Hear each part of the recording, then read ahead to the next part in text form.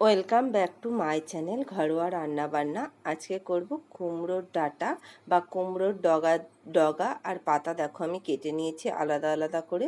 এদিকে আমি আলু আর পটল কেটে রেখেছি। তোমরা আরও অন্য কোনো সবজিও দিতে পারো। আমার ঘরে আলু পটলই ছিল সেদিনকে, তাই আলু পটল দিয়েই আমি কুমড়োর ডগাটা রান্না করেছি। আমরা ডগা বলি, তোমরা কে কী বলো আমাকে কমেন্টে জানিও। এদিকে মটর ডাল আমি ভিজিয়ে রেখেছি। কড়াই 5 ফোড়ন আর শুকনো লঙ্কা ফোড়ন দিয়ে দিয়েছি। দিয়ে এবার আমি আলু আর পটলটা দিয়ে দিলাম। দিয়ে নুন হলুদ দিয়ে আমি কিন্তু ভেজে নেব আলু পটলটাকে। বন্ধুরা, কুমড়োর এই ডগা আমি যেভাবে তোমাদের দেখাচ্ছি এইভাবে একবার করে খেও। সত্যি বলতে বন্ধুরা, খুব ভালো লাগে খেতে। দেখো এবার আমি কিন্তু মটর ডালটা বেটে নিচ্ছি। অল্প এখানে আমার ডাল বলে আমি কিন্তু এটাতে শিলনোড়ায় বেটে নিচ্ছি। দেখো বাটা হয়ে গেছে ডালটাকে এবার আমি উঠিয়ে নেব একটা বাটিতে। উঠিয়ে নিয়ে তাতে আমি কিন্তু হলুদ, স্বাদ মতো নুন আমি দিয়ে দেব। দেখো আমি কিন্তু উঠিয়ে নিয়েছি, নিয়ে এবার নুন হলুদগুলো দিয়ে দিচ্ছি। খুব ভালো লাগে এইভাবে কুমড়োর ডগার তরকারি করলে।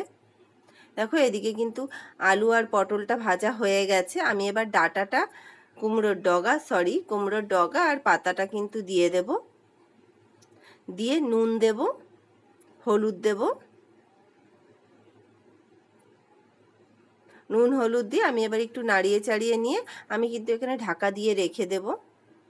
এখন তো এই কুমড়োর ডগা খাওয়াই হয় না, তার জন্য পেলাম বাজার থেকে, নিয়ে চলে এলাম দেখা মাত্রই।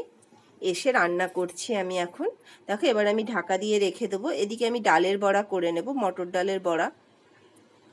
দেখো মটর ডালের বড়াগুলো আমি এপিট ওপিট উল্টে লাল লাল করে কিন্তু ভেজে নেব। দেখো মটর ডালের বড়াটা কিন্তু হয়ে গেছে ভাজা। আমি কিন্তু উঠিয়ে নিয়েছি একটা বাটির মধ্যে। এদিকে আদা আর কাঁচা লঙ্কা আর সাদা সর্ষে, যে যেমন ঝাল খাবে সেই অনুযায়ী তোমরা লঙ্কাটা দেবে। আর অল্প জল দিয়ে আমি কিন্তু বেটে নিচ্ছি মশলাটা। তোমরা চাইলে সাদা সর্ষেটা নাও দিতে পারো, আমি সাদা সর্ষেটা দিলাম, ভালো লাগে খেতে আমার। দেখো আমি কিন্তু বেটে নিচ্ছি।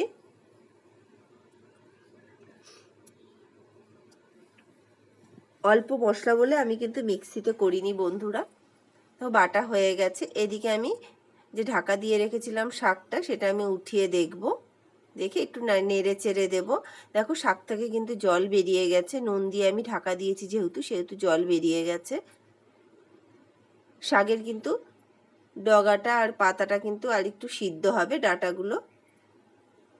দেখো শাকের ডাঁটাগুলো কিন্তু সিদ্ধ হয়ে গেছে। এবার আমি যে সর্ষে, আদা আর লঙ্কা বেটে রেখেছিলাম সেটা কিন্তু দিয়ে দিলাম। দিয়ে ভালো করে নাড়িয়ে চাড়িয়ে নেব আবারও। এবার চিনি দেব স্বাদ অনুযায়ী। দিয়ে আর একটু নেড়ে চেড়ে নিয়ে এবার আমি যে বড়াটা ভেজে রেখেছিলাম সেই বড়াটা দিয়ে দেব। এই ডালের বড়া দিয়ে কুমড়ো শাক করলে পরে খুব ভালো লাগে। দেখো এবার কিন্তু আমি ডালের বড়াটা দিয়ে দিলাম। অন্য ধরনের একটা হয়, খেতেও অনেক টেস্ট হয়। দেখো ডালের বড়াটা দিয়ে আমি একটু নাড়িয়ে চাড়িয়ে দিলাম। দুই একটা ডালের বড়া বন্ধুরা তোমরা কিন্তু ভেঙে দিও এর ভিতরে, তাহলে কিন্তু আর একটু টেস্ট ভালো হয়। এবার একটু নাড়িয়ে চাড়িয়ে আমি কিন্তু 2 চামচ বেসন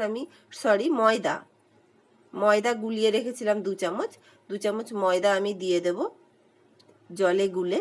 দিয়ে ভালো করে নেড়ে চেড়ে নেব আর একটু। দেখো এবার কিন্তু আমি নামিয়ে নেব। হয়ে গেছে কুমড়োর ডগার তরকারিটা, রেডি হয়ে গেছে পরিবেশনের জন্য। দেখো পরিবেশনের জন্য রেডি কুমড়োর ডগার তরকারি। গরম ভাতের সাথে দুপুরবেলা পুরো জমে যাবে খেতে। বন্ধুরা, আমার চ্যানেলটি তোমরা সাবস্ক্রাইব করে দিও, লাইক করে দিও, কমেন্ট করে দিও। প্লিজ চ্যানেলটা সাবস্ক্রাইব করে পাশে থাকার অনুরোধ রইল।